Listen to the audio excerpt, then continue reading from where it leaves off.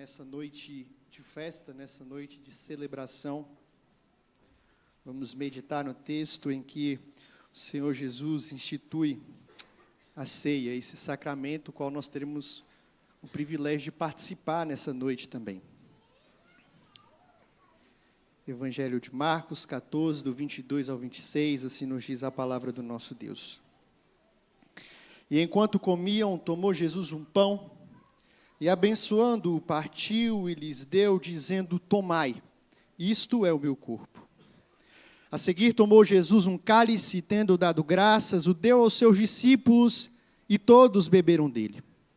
Então lhes disse: isto é o meu sangue, o sangue da nova aliança, derramado em favor de muitos. Em verdade vos digo que jamais beberei do fruto da videira, até aquele dia em que o hei de beber novo no reino de Deus. Tendo cantado o hino, saíram para o Monte das Oliveiras. Senhor, nós te louvamos, nós te bendizemos, nós te agradecemos pelo privilégio que o Senhor nos dá de nos trazer à tua casa. E diante do Senhor entoar louvores, levarmos ao Senhor em oração, ouvir da tua palavra, celebrar, relembrar e anunciar aquilo que o Senhor fez por nós na cruz do Calvário. E tudo isso é graça, manifestação da graça do Senhor sobre as nossas vidas. O Senhor nessa noite nos dá o privilégio de ouvir a tua palavra, de sermos mais uma vez convidados pelo Senhor a ir até o Senhor, que é o nosso descanso, que é o nosso refúgio, que é a nossa fortaleza.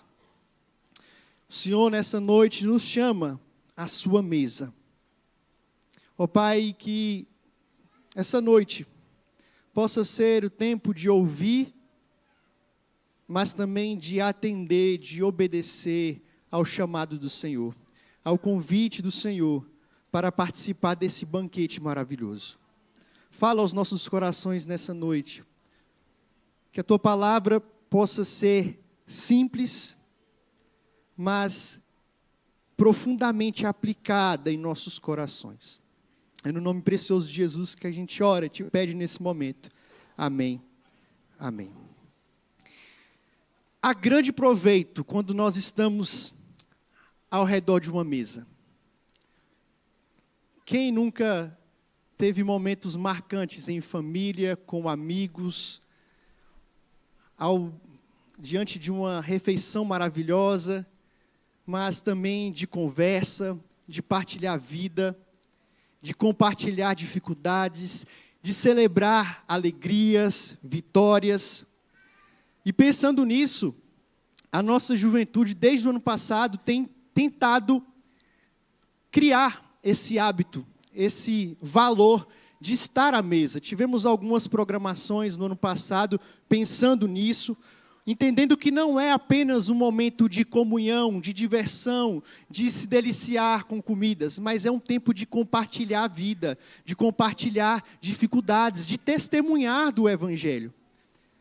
E aproveitando a oportunidade, eu convido você, jovem que está aqui nessa noite, no próximo sábado, às 11h30, aqui na casa da igreja, nós vamos ter um junta-prato da nossa mocidade. Então você está convidado a estar junto, a gente está junto à mesa, celebrando e testemunhando do Senhor. E veja, não é somente a nossa juventude, ou eu e você, que temos esse hábito de estar à mesa e de compartilhar o pão, de compartilhar a vida. Quando nós olhamos para Jesus, Jesus fez muito isso no seu ministério. À mesa, ele muitas vezes compartilhou da vida, do testemunho, do cuidado do Evangelho. A gente observa isso, por exemplo, no Evangelho de João, no capítulo 12, quando Jesus tomou uma refeição com Lázaro, Marta e Maria em Betânia. Em Lucas, capítulo 7, registra Jesus à mesa, jantando na casa de um fariseu. Mateus 9, a base da nossa festa Mateus, registra Jesus comendo na casa de Mateus, junto com pecadores, com publicanos, e sendo criticado por isso. Esses são apenas alguns momentos que mostram como Jesus dava valor a isso, e igualmente nós precisamos valorizar esse tempo à mesa. Mas de todos os momentos à mesa registrados nos evangelhos, esse episódio que nós acabamos de ler é o ápice. O momento em que a ceia é instituída. E o contexto dessa passagem marca os instantes finais da vida de Jesus. Era tempo da Páscoa, uma festa celebrada pelos judeus, celebrada ainda hoje. Uma festa que foi ordenada por Deus, que remete lá ao êxodo, a saída do povo da terra do Egito. Lembre-se, o Senhor enviou 10 pragas como juízo, como castigo, porque o Egito e Faraó estavam impedindo o povo de Deus de sair e cultuar ao Senhor. E a última e terrível praga foi a morte dos primogênitos, tanto dos homens quanto também de animais. E a única forma de escapar desse juízo do Senhor era se na sua casa, no umbral da porta, tivesse o sangue do cordeiro. Um cordeiro perfeito, de um ano, que deveria ser morto e deveria ser compartilhado numa refeição em família. Se a família fosse muito pequena, ela deveria chamar outra família para juntar e celebrar a Páscoa juntamente. Os judeus deveriam comer a carne do cordeiro junto com os pães asmos, sem fermento, e ervas amargas. As ervas serviam para mostrar, lembrar como o tempo no Egito foi um tempo de aflição. E os pães sem fermento para lembrar como eles tiveram que sair com pressa. Foi um livramento do Senhor para o povo de Israel. E ano após ano, os judeus deveriam celebrar, recordar, louvar, agradecer e anunciar que Deus é aquele que salva o seu povo. E o que nós temos aqui é Jesus dando então um novo significado para essa festa, para esse momento. Na verdade, Jesus está mostrando que Ele é o cumprimento da Páscoa. Ele é a verdadeira Páscoa, que nós celebramos hoje. E celebramos todos os domingos que estamos diante da mesa do Senhor. A ceia do Senhor. E é sobre isso que eu gostaria de meditar com você nessa noite. As verdades, as implicações da ceia do Senhor para as nossas vidas. Primeiro, nós observamos aqui que a ceia aponta para o que Jesus Cristo fez por nós. Verso 22 ao verso 24.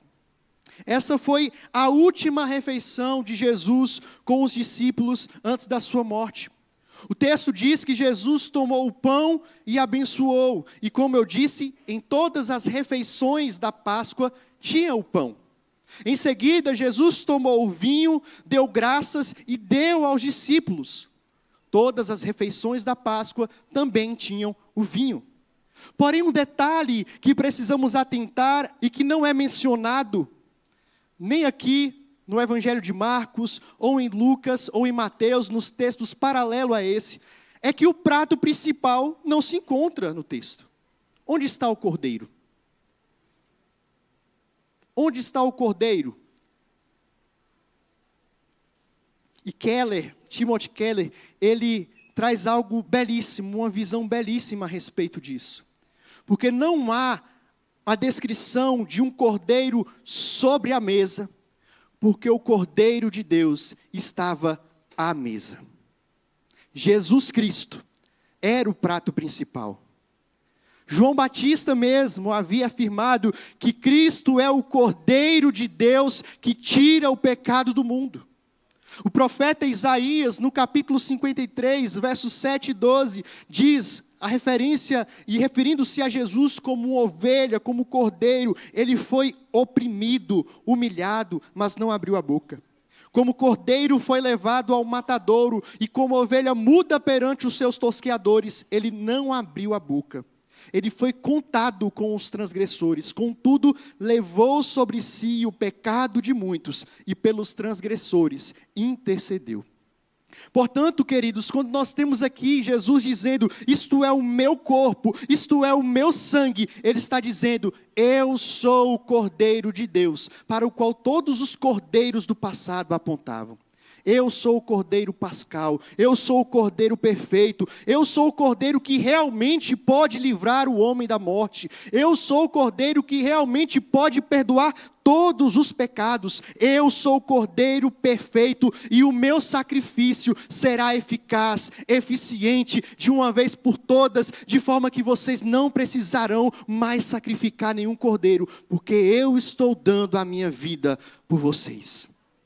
Ele é o próprio sacrifício. Nenhum sacrifício mais seria necessário, e é necessário, porque Jesus Cristo se entregou no meu lugar e no seu lugar. Meus irmãos, que verdade preciosa nós temos aqui. Verdade que precisa ser tomada por cada um de nós pela fé. É muito interessante quando Jesus diz isso. Ele toma o pão, dá graças, mas os discípulos precisavam fazer alguma coisa. Tomem o pão. Tomem dessa refeição. Eu estou aqui, mas vocês precisam receber essa verdade pela fé. Se alimentar dessa verdade pela fé. Quando nós olhamos para a mesa do Senhor, isso deve encher o nosso coração de quebrantamento, queridos. Porque foi pelo meu pecado, pelo seu pecado, que Cristo Jesus foi moído. Foi pelo meu pecado, pelo seu pecado, que Ele foi humilhado, pisado, morto. E isso deve gerar no meu e no seu coração um profundo sentimento de reconhecer que nós precisamos da graça desse Salvador maravilhoso. Mas olhar para a mesa também, diante dessa verdade, deve encher o nosso coração de gratidão, porque o que Cristo fez foi grande demais. O que Cristo fez, nenhum de nós ou homem algum poderia fazer. Ele tomou o nosso lugar de uma vez por todas, morreu a morte que era nossa, para que a gente pudesse ter vida. E nós então temos motivos de sobra para ter gratidão em nosso coração. Mesmo que não tivéssemos nada, família, bens, prazer, mesmo que não tivéssemos saúde, se nós temos a Cristo, nós temos o maior motivo de gratidão que existe, nós temos a vida que Ele já nos deu. Mas certamente olhar para essa mesa também deve encher o nosso coração de júbilo. Cristo nos salvou, e o que Cristo fez é suficiente. Não precisamos acrescentar nada ao que Jesus fez. Ele disse, está consumado, está feito. Ninguém pode acrescentar nem retirar nada da minha obra. Louve ao Senhor, por Ele ser o seu Salvador. Olhar para essa mesa também, diante daquilo que Ele fez, deve nos levar a nos aproximar do Senhor, em um relacionamento íntimo com Ele. Ele deu a sua vida por você, por mim. E fez isso quando nós ainda éramos os seus inimigos, filhos da ira de Deus. E por causa desse sacrifício, nós somos chamados amigos dele. Nós somos tidos como filhos de Deus, adotados pelo sangue de Jesus Cristo, o nosso irmão mais velho. Aproxime-se dele, como seu Salvador, como seu Senhor, como seu tudo. Olhar para a ceia do Senhor, então, deve nos lembrar daquilo que Jesus Cristo fez por cada um de nós. Mas também a ceia aponta para aquilo que Cristo faz e continua fazendo em nossas vidas, através da igreja. Verso 24. A ceia nos leva, como eu disse anteriormente, pensar, valorizar o nosso relacionamento com Deus. Ela tem essa dimensão vertical, implicações no nosso relacionamento com o nosso Pai, com o nosso Salvador. Mas a ceia também nos faz olhar para o lado, nos faz pensar nos nossos relacionamentos horizontais, uns com os outros. Porque a ceia, queridos, é uma refeição familiar. Ela é feita em família. Se na Páscoa, no passado, as famílias se reuniam para celebrar, para lembrar, para agradecer, para anunciar, muito mais agora na ceia, nós como famílias estamos reunidos, agradecendo, celebrando, honrando, anunciando o que Jesus Cristo fez por cada um de nós.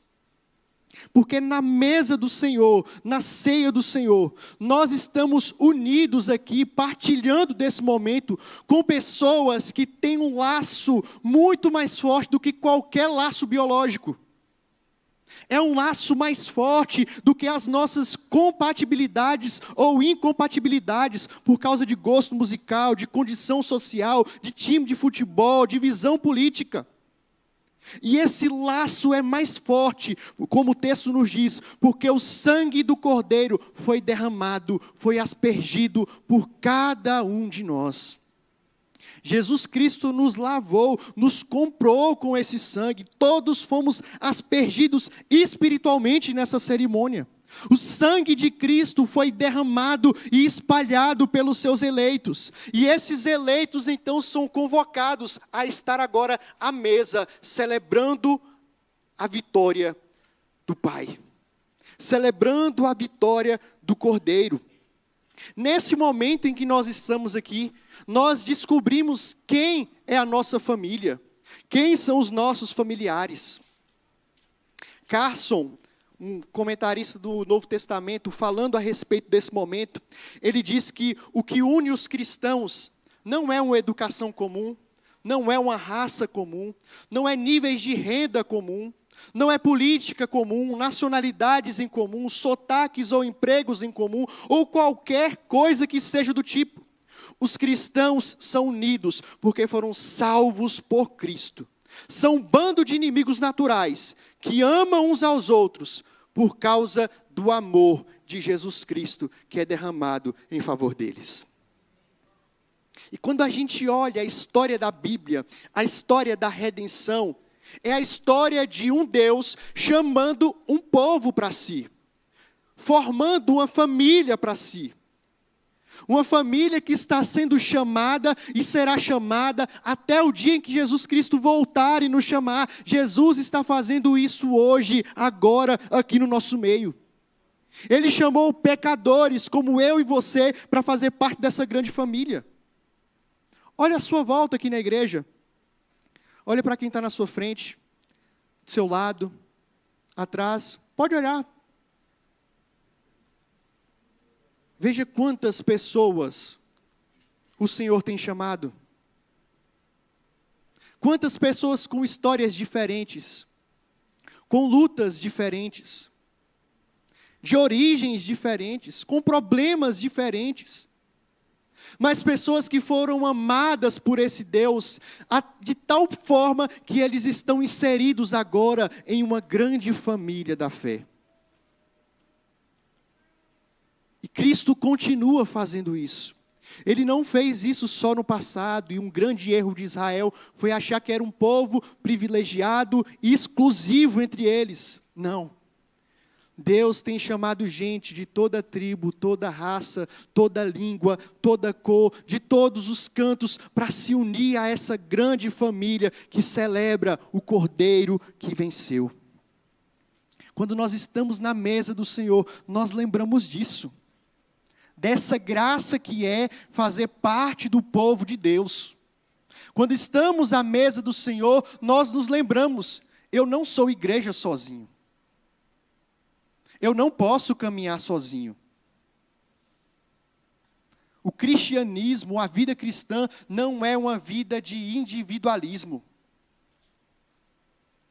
E a gente muitas vezes acha que espiritualidade de verdade é só estar trancado, isolado num quarto, sem ter comunhão com os irmãos.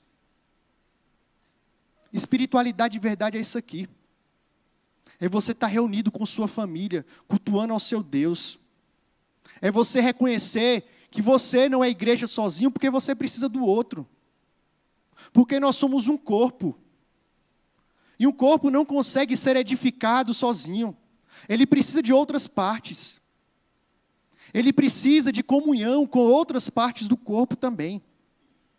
E na mesa do Senhor nós temos isso de forma muito clara, muito evidente. Na igreja do Senhor há a manifestação da graça de Deus, porque nós somos o povo comprado por Ele, povo de propriedade exclusiva de Deus, chamados para ministrar uns aos outros. Então, quando nós olhamos para a mesa do Senhor, nós precisamos lembrar disso. Lembrar que não estamos sozinhos. A gente tem com quem contar. Quando as coisas apertam, nós temos a quem pedir socorro. Não somente ao nosso Deus, claro, mas Ele coloca em nossas vidas pessoas para ser auxílio, para ser suporte. Ele colocou você aqui para ser auxílio e suporte na vida do seu irmão. A mesa do Senhor nos lembra o que Cristo está fazendo. E Ele está fazendo, e aqui entenda, isso ainda não terminou. É por isso que nós vivemos em uma igreja imperfeita. Por isso que mesmo sendo povo de Deus, mesmo a gente buscando ao Senhor, há discussão na igreja, muitas vezes há divisão, há contenda, há brigas. O pecado está no nosso meio. Mas não desista da igreja por causa disso. Continue caminhando com a igreja, porque ela sairá vencedora. E no grande dia, ela será apresentada ao noivo, sem mácula nem ruga, uma igreja gloriosa para a glória de Deus. É isso que Ele está fazendo. Quando nós olhamos para a mesa do Senhor, lembre-se, você faz parte desse povo maravilhoso. Mas a ceia também nos lembra e nos mostra, aponta para aquilo que Cristo irá fazer. Verso 25 e 26. E esse verso 25 aqui, de forma especial, ele traz algo maravilhoso demais. Geralmente nas ministrações de Santa Ceia aqui na igreja, eu costumo trazer esse texto. Porque Jesus aqui faz uma promessa maravilhosa aos seus discípulos. E não somente aos seus discípulos aqui, faz essa promessa para mim e para você nessa noite. Ele diz, em verdade vos digo que jamais beberei do fruto da videira, até aquele dia em que o hei de beber novo no reino de Deus. E essa afirmação de Jesus traz algumas implicações para a gente. Primeiro, Cristo está dizendo aqui que Ele vai vencer a morte. Perceba que Ele não vai ter mais esse momento com esses discípulos aqui em vida, por enquanto. Mas Ele garante, haverá um dia em que Ele há de beber novo esse vinho com os seus discípulos no reino de Deus. E o que nós temos aqui já é uma palavra de encorajamento e esperança em face da morte. É como se Jesus estivesse dizendo, olha, a morte virá, eu vou enfrentá-la, mas eu vencerei a morte. Que verdade maravilhosa para pessoas como eu e você, que não conhecem o futuro e que temem muitas vezes o futuro, que vem de alguém que determinou o futuro. Jesus Cristo garante, um dia eu cearei com vocês novamente. E a garantia de que isso é verdade está nos próprios termos utilizados por Jesus aqui. Essa expressão, até que, é uma espécie de juramento que Jesus faz. É como se Ele estivesse dizendo, olha, eu vou fazer isso, nem que seja a última coisa que eu faça. Isso vai acontecer, eu estou prometendo, eu estou dizendo, um dia eu vou beber do vinho novamente com vocês. Jesus, portanto, está dizendo aos seus discípulos, o que fará para os seus discípulos, que um dia nós o veremos, nós o reencontraremos, e um dia nós também cearemos com Ele novamente. Eu prometo a vocês que eu vou para os braços do Pai, mas eu vou trazer vocês para esse banquete maravilhoso. Lá em João, quando ele se despede dos discípulos, ele fala isso, olha, eu estou indo para meu Pai, mas eu estou indo preparar um lugar para vocês, porque na casa do meu Pai há muitas moradas. Se assim não fosse, eu não teria dito isso para vocês, eu estou indo lá preparar lugar. Um dia nós estaremos juntos, Um dia, assim como eu venci a morte, e vocês passarão pela morte, vocês vencerão a morte também. Porque, queridos, a vitória de Cristo sobre a morte é a nossa vitória sobre a morte também. A ressurreição de Jesus é a garantia de que um dia nós ressurgiremos também. E participaremos desse banquete maravilhoso com o nosso Pai. Portanto, participar da ceia, olhar para a mesa do Senhor, não é somente um momento de gratidão, de reconhecimento por algo que Cristo fez no passado e ficou no passado. Não é somente a gente olhar para o lado aqui e agradecer a Deus pelo que Ele tem feito na minha vida e na sua vida. Nós fazemos parte desse povo maravilhoso. Olhar para a ceia também nos faz levantar os nossos olhos e olhar para o futuro, o que nos espera. A promessa dele para o seu povo, para a sua igreja. Um dia nós estaremos juntos, um dia nós celebraremos juntos, face a face com o nosso Salvador, as bodas do Cordeiro. Ele mesmo garantiu isso para a gente. Jesus disse que viria. A palavra disse, na verdade, que Cristo viria e Cristo veio. Jesus disse que morreria e Ele morreu. Jesus disse que ressuscitaria e ressuscitou. Mas Jesus disse que também um dia voltaria para nos buscar. E certamente isso vai acontecer também, meus irmãos.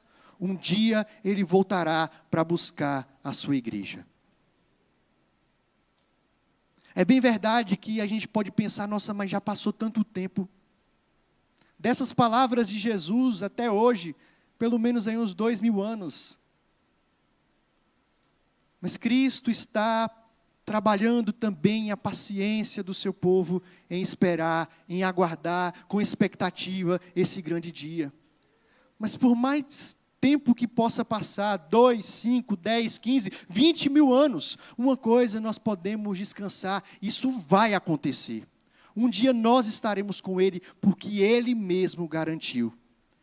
Nós cearemos novamente com o nosso Salvador. Portanto, olhar para esse momento, olhar para a mesa do Senhor, deve nutrir em nosso coração esperança. A nossa esperança não está nas coisas desse mundo. A nossa esperança não está no curso que fazemos, no quanto de dinheiro nós temos na nossa conta bancária, nos bens que nós acumulamos nessa terra. A nossa esperança não está nas decisões que os governos irão tomar. A nossa esperança e segurança está na promessa de Jesus, de que um dia nós iremos reinar com Ele. E é isso que devemos esperar, isso deve nos motivar, e é à luz dessa verdade que devemos viver. Embora Cristo não esteja presente fisicamente aqui conosco, nesse momento da ceia, nós cremos na presença real de Jesus aqui. Ele está no nosso meio. Ainda hoje, em todas as igrejas dele espalhadas ao redor do mundo, irmãos em Cristo têm tido o privilégio de lembrar, de ver e de vislumbrar o que Cristo fez, o que Cristo faz e o que Ele vai fazer. Essa é a melhor refeição que existe. É uma refeição para a vida. E uma refeição que será servida por toda a eternidade. Ainda hoje, Jesus chama pecadores para virem a essa mesa. E Ele te chama essa noite para ter esse privilégio. Talvez você entrou aqui, não faz parte de nenhuma igreja, nunca foi batizado, não professa sua fé em Jesus Cristo, já teve a oportunidade de comer tanta coisa, se alimenta de tanta coisa, e aqui não apenas fisicamente falando, mas se alimenta de informações, de conteúdos, de ideias. Quero dizer que a única coisa que vai matar a sua fome é o pão vivo que desceu do céu, é Jesus Cristo, que se oferece de graça para você nessa noite. E Ele chama você nessa noite para vir e tomar assento nessa mesa. Uma mesa que não é dessa igreja, uma mesa que é para todos aqueles que são filhos de Deus. Uma mesa que é para todos aqueles que creem, que confessam Jesus como Senhor e Salvador. Nós temos a prática de dar a ceia e tomar a ceia, instruir que os irmãos que são membros, estão em plena comunhão, façam isso. Porque nós não temos o controle de saber quem é a igreja de Deus invisível, a igreja invisível. Inclusive, dentro da própria membresia, pode não ter pessoas que realmente professam Jesus como Senhor e Salvador. Mas a igreja invisível, em essência, ela também se manifesta de forma organizacional. E é por isso que quando nós instruímos, nós chamamos aqueles que estão em plena comunhão, chamamos aqueles que professaram a sua fé em Jesus Cristo, não apenas na igreja presbiteriana, mas em qualquer igreja que é realmente fiel ao Senhor e à sua palavra. Porque essa mesa é dele. E a mesa é dele para aqueles que são seus, os seus filhos, espalhados por toda a face da terra. Eu quero orar por você nessa noite. De forma especial, você que ainda não tem o privilégio, não teve o privilégio de participar desse momento.